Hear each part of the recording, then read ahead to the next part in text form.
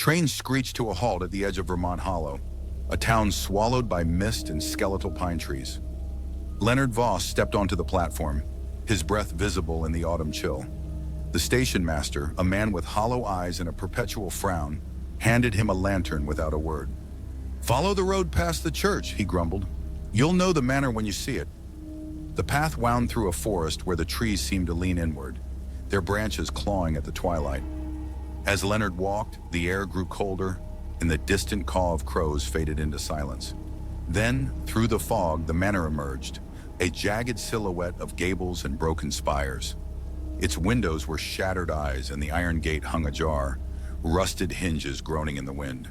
A figure stood at the door, tall, gaunt, and dressed in a black tailcoat. Gregor bowed stiffly. "Mr. Voss," he intoned, his voice like gravel, "we've been expecting you." Inside, the air smelled of mildew and candle wax. Portraits lined the walls, men and women with hollow cheeks and eyes that glinted in the flickering light. Leonard's footsteps echoed on the marble floor as Gregor led him to a study. "The family will join you shortly," the servant said, leaving without another word. Alone, Leonard examined the room. A desk held a leather-bound journal, its pages filled with frantic scribbles. "The shadow feeds on regret. It shows you what you fear most, and then it takes it."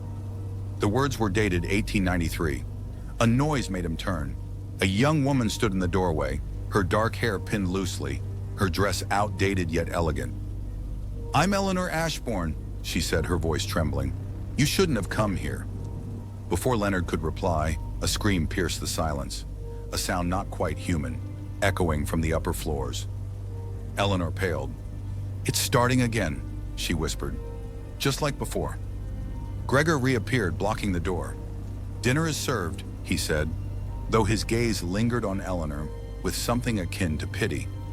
The dining hall was lit by a chandelier dripping with cobwebs. A figure sat at the head of the table, an elderly woman, her face obscured by shadows. "Welcome, Mr. Voss," she rasped. "You've arrived just in time for the festivities." As the first course was served, a thick black soup, Leonard noticed the portrait's eyes tracking their movements. Eleanor stared at her plate, her hands shaking. Then the lights went out. In the darkness, something brushed against Leonard's leg. Cold, sinuous, and impossibly long. A voice hissed in his ear. "You shouldn't have come." When the candles reignited, Eleanor was gone. The candles flickered back to life, revealing smears of black sludge along the dining room walls. Leonard's throat tightened. "Where's Eleanor?" he demanded, turning to Gregor. The servant's face was impassive, his eyes reflecting the candlelight like polished obsidian. "The lady of the house retired," Gregor said, gesturing to the empty seat where the elderly woman had sat. "You'll dine alone." Leonard shoved back from the table. "I need to speak to her, now." Gregor blocked his path, a faint smile playing on his lips.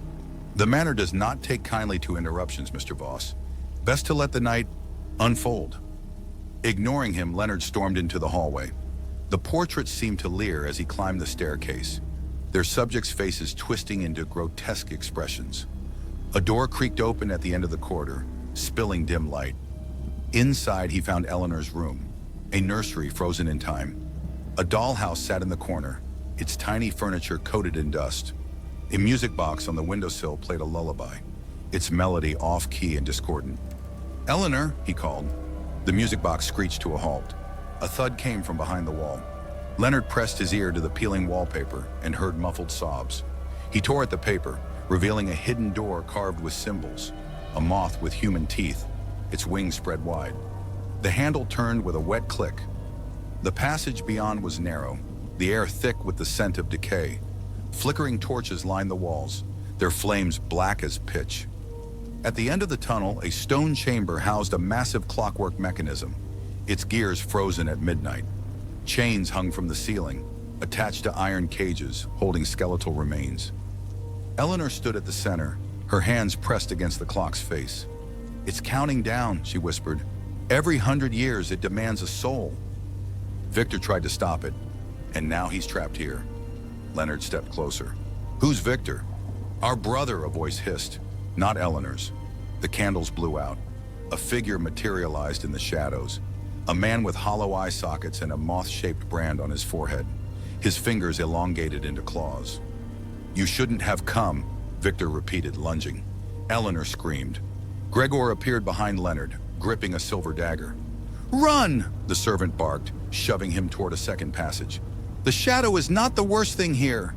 Leonard fled, the sound of snarling and clashing metal echoing behind him. The tunnel twisted, leading to a library stacked with rotting books. One volume fell from a shelf, the Ashbourne Chronicles. Inside were sketches of the family's rituals, a circle of blood, a moth-winged deity, and a final page stained with crimson. The sacrifice must be willing. A cold hand clamped over Leonard's mouth. Gregor's voice whispered, "Trust no one, not even her." The lights went out. Leonard awoke in his bedchamber, sunlight streaming through the windows. For a moment he convinced himself the previous night had been a nightmare, until he saw the moth-shaped burn on his wrist.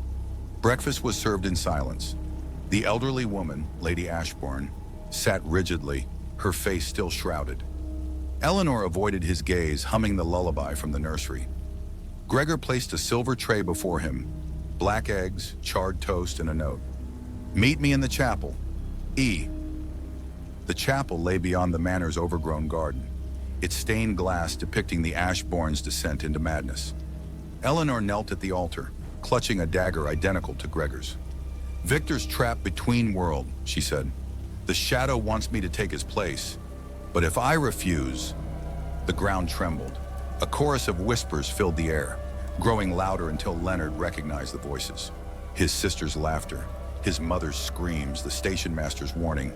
"You shouldn't have come." The chapel doors slammed shut.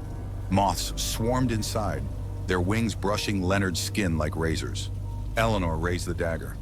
"I'm sorry," she said, and plunged it into her palm. Blood dripped onto the floor, forming the moth symbol. The shadow surged from the stain, a towering mass of claws and smoke. Gregor appeared, tackling Eleanor as the walls bled black sludge. "Run!" he roared. Leonard fled straight into the portrait gallery. The paintings had changed. Now they showed him, Eleanor, and Gregor, their faces twisted in agony. A final portrait depicted a burning village, the words, "Vermont Hollow Burns," scrawled beneath. The shadow's laughter echoed. Leonard's locket burned hotter. Inside was a tiny moth-winged figure, a match to the brand on Victor's forehead. The manor was not a place, it was a trap. With the portrait gallery shifted as Leonard ran, the walls stretching like taffy. Familiar faces melted into grotesque parodies. His own likeness now bore moth wings. Eleanor's portrait dripped black tears. A door materialized where none had been before, its surface etched with the moth symbol. The locket burned against his chest. Gregor's voice echoed from nowhere. "The manor tests us. Choose wrong, and the walls swallow you whole." Leonard pushed the door open. Stairs descended into darkness, the air thick with the stench of rot. At the bottom, a crypt lay bathed in sickly green light. Coffins lined the walls, their lids engraved with names. Ignatius Ashbourne, Lysandra Ashbourne, Victor Ashbourne. The last coffin was open, empty. Inside Victor's sarcophagus lay a journal, its pages crawling with ink that moved like live things. Leonard skimmed entries. October 31st, 1893. "The shadow is not a demon, it's a prison. We bound it to the manor to spare the town, but it hungered. It demanded a soul to sustain itself. I volunteered, but the ritual failed. Now I'm neither alive nor dead, trapped between its teeth." A screech tore through the crypt. Moths swarmed Leonard, their wings slicing his skin. The journal's words rearranged. "You are the key. Your blood sings the ritual song." Eleanor emerged from the shadows, her palm still bleeding. "You shouldn't have come here," she said, her voice layered with Victor's. Her eyes turned black. "But since you're here, stay forever." The floor dissolved. Leonard fell into a memory. A younger Victor Ashbourne stands in the chapel, surrounded by family. The shadow coils above them, a storm of claws and smoke. Victor chants, slitting his wrists. But as the blood pools, the ritual falters. The shadow lunges, tearing his soul from his body.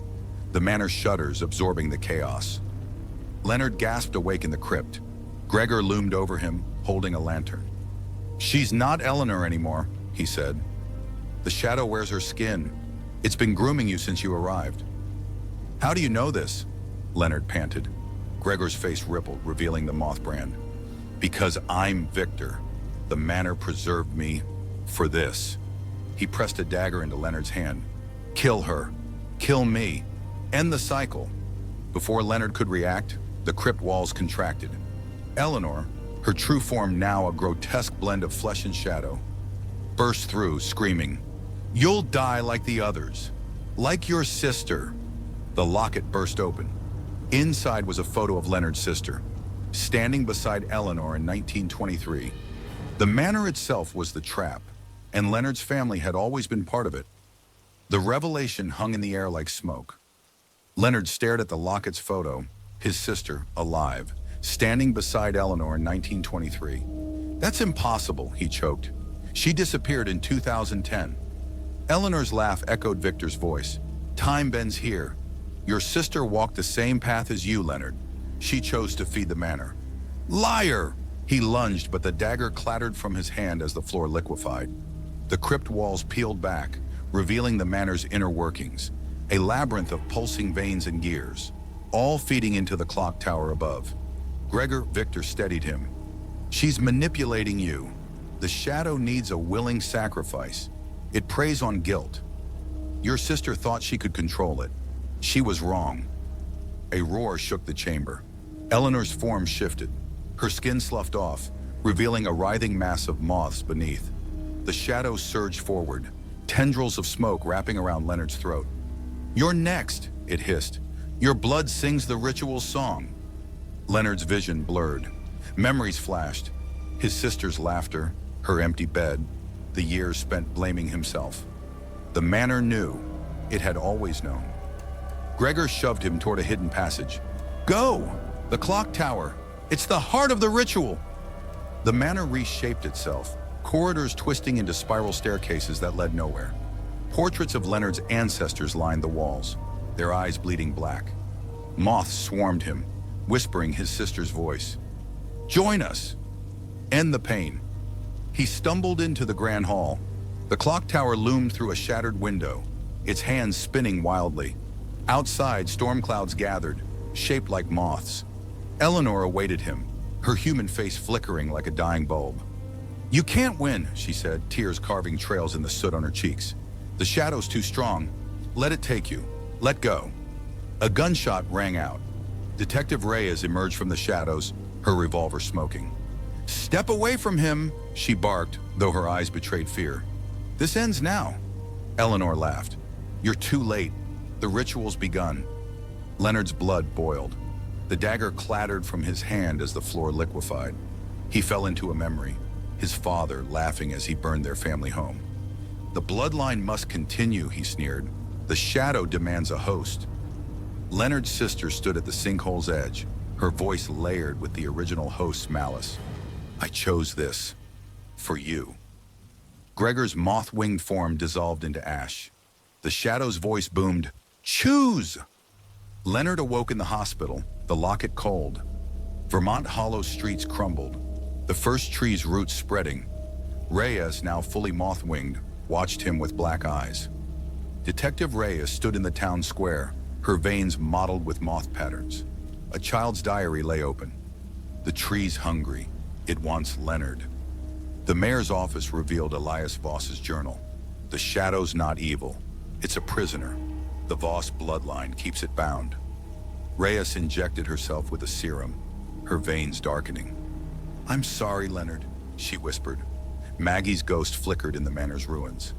The serum's a trap. The shadow's inside you.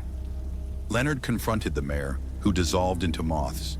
The first tree's roots erupted, impaling him. You're the cage now, the shadow whispered. Rhea stood at the sinkhole's edge, the dagger trembling in her hand. Maggie's ghost urged, kill him, end the cycle. Leonard's body towered over the town, golden roots spreading. You're too late, he said, voice layered with malice. Reyes plunged the dagger into the first tree's core. The world dissolved into light. Leonard awoke in a decaying Vermont hollow, the shadow's whispers gone. But the locket burned, revealing a golden moth symbol. Reyes, now human, found a letter. The cycle's final host is you. Leonard and Reyes descended into a reborn labyrinth, where the walls bled and the shadow's true form emerged. A primordial force older than the manor. Maggie's ghost faded, whispering, "The cycle's not broken, it's alive." Vermont Hollow's streets gleamed under an aurora of golden black. Children with moth wings hummed the lullaby, their veins glowing. Leonard's scar pulsed. Maggie's ghost flickered, now crowned in thorns. "Join me," she hissed. "Rule!" Reyes discovered the hermit's final journal entry. The egg's a door. Open it, and the original host dies. But so does Leonard. Reyes awoke in the sinkhole's rubble, her veins glowing gold. The dagger lay beside her, its moth symbol pulsing. Leonard's triple-crowned form loomed above. The hybrid tree's roots coiled around his limbs. "You shouldn't have interfered," Maggie's ghost hissed, now crowned in thorns. "The cycle's mine." Rhea's mind fractured. Visions assaulted her. The egg's corruption spreading across the globe. Cities dissolving into ash-winged hives. Leonard's three faces laughing in unison. The original host's voice echoed, "The egg's inside you now, Clara. Bloom." Reyes fled to the manor's ruins, the egg's power warping her perception. Walls shifted, forming a throne room of golden bone. Maggie's ghost knelt, offering the dagger. "Rule with me," she crooned. "The world's ours." Leonard's human face flickered. "Clara, don't!" But her veins pulsed gold, and the dagger rose on its own, embedding in her chest. The egg's corruption surged, merging with her blood. Vermont Hollow's streets erupted in golden roots, townsfolk bowing as Reyes passed. "The Queen's reborn," the original host whispered. The hermit's ghost emerged in the hybrid tree's core, Lysandra's spirit beside him. "The egg's a door," he rasped, "but opening it requires both the dagger and a Voss life." Leonard's triple-crowned form towered over them. "You're too late," he growled. "Clara's mine." Lysandra's ghost wept. "She's not your queen. She's the key." The hermit lunged, clawing at Leonard's crown. The tree's roots impaled him, dissolving into ash. Reyes stood at the town's edge, the egg's corruption spreading. Golden roots pierced forests, oceans, cities. A child in Tokyo dissolved into ash-winged moths. A priest in Rome chanted the lullaby. Leonard's voice boomed globally. "The world will bloom." Maggie's ghost appeared beside Reyes, thorns crowning her head. "You can stop him," she urged. "The egg's power is yours." But the original host's voice countered. "Kill him." Rule Reyes climbed the hybrid tree, the dagger humming in her chest. Leonard's triple-crowned form split into three entities. Human Leonard, scarred, pleading. Hybrid Leonard, gold-black wings, ravenous. And Elias Leonard, moth-winged, cold. They battled above Vermont Hollow, the sky tearing between aurora and storm. Maggie's ghost circled Reyes, her crown of thorns gleaming. "Merge the selves, use the egg." Reyes reached the tree's core, where Leonard's three selves converged. The dagger glowed, its blade etched with the egg's symbol. "Choose," the original host urged. "Power or love?" Reyes hesitated. A vision flooded her. Leonard's human self, crying in the manor's ruins. "I'm sorry," he whispered. She plunged the dagger into her own chest. The egg detonated. The world dissolved into white light. Leonard's three selves unraveled, the hybrid tree crumbling. Rhea's body regenerated, her veins gold and black. Maggie's ghost flickered, thorns dissolving. "You've merged the cycles," she gasped. "The original host and the shadow need each other. You've severed that." But the egg's corruption remained, in Rhea's veins, in the ash, in the dagger's blade. Rhea stood at the sinkhole's edge, the dagger glowing faintly. Townsfolk emerged, their golden wings shimmering. "The Queen's mercy," they chanted. Leonard's ghost appeared, human and broken. "You're the host now," he whispered. "The cycle's in your blood." Maggie's ghost circled her, thorns piercing the air. "Kill him," she urged. or the shadow returns. The hermit's ghost appeared in the police station, clutching Lysandra's spectral hand. The egg's not destruction, it's balance, he rasped. The original host and the shadow need each other. You've severed that. The world's unstable. Rhea's veins pulsed. What happens now? The cycle's in you, Lysandra whispered. The corruption, it's everywhere. The hybrid tree's roots withered, releasing the shadow, a storm of claws and smoke, no longer bound to the manor.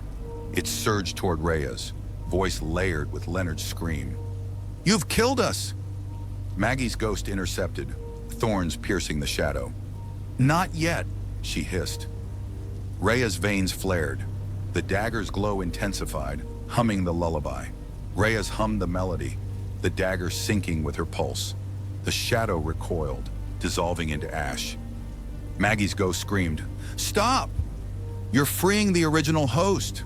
But Rhea's continued, the song warping. Townsfolk collapsed, veins turning black. The original host's essence swirled in the sky, merging with the aurora. Leonard's ghost faded. The original host coalesced above Vermont Hollow, a storm of golden wings and thorns. Thank you, Clara, she crooned. You've perfected the cycle. Rhea's body crumbled, the dagger's corruption spreading. Maggie's ghost stood defiant. The egg's still inside you. Fight, Dot. But the original host's laughter drowned her out. Golden roots erupted from Rhea's skin, rebuilding her into a queen of thorns. Rhea's clawed through the manor's ruins, the dagger leading her to a hidden vault. Inside lay the hermit's final creation, a door etched with the egg symbol, humming with Lysandra's essence. Open it, the original host urged. Rule period. Maggie's ghost flickered, her voice strained. It's a trap. The door needs Leonard's ghost to activate. Rhea's hesitated. Leonard's ghost stood at the door's threshold, his human face pleading. Don't, he whispered. It's not worth it. But Rhea's thrust the dagger into his spectral chest. The door glowed, revealing the original host's prison, a void of endless moths, their wings etched with faces of the damned. Finally, the original host hissed, surging through the door. Maggie's ghost tackled her, dissolving into ash. I'm sorry, Leonard. The original host and the shadow collided in the void, their essences merging into a colossal, moth-winged entity crowned in thorns. Rhea stood at the center, the dagger's corruption consuming her. Leonard's ghost flickered, his voice layered with the hermit's final words. The cycle's not broken, it's balanced. The world stilled. The aurora faded. Vermont Hollow lay silent, its streets empty. Rhea's veins dimmed. The dagger fell, its blade clean. But in the sinkhole, a single golden moth crawled from the rubble, its wings etched with Leonard's scar. Years later, a journalist arrived in Vermont Hollow, investigating its sudden recovery. The streets were pristine, the sinkhole fenced as a tourist attraction. But in the town's new museum, a portrait of Reyes flickered moth-winged eyes. As the journalist snapped a photo, the golden moth landed on her shoulder. The cycle's still hungry, it whispered. The story doesn't end here. The cycle's still alive, waiting in the silence. If you've felt the shadow's whispers or seen the moth's wings, share your theories in the comments. What happens next? Is Reyes truly free, or is she the new prison? Subscribe for the sequel, where the golden moth's call ignites a new horror, and Leonard's ghost returns to finish what he started. Turn on notifications. The cycle never sleeps.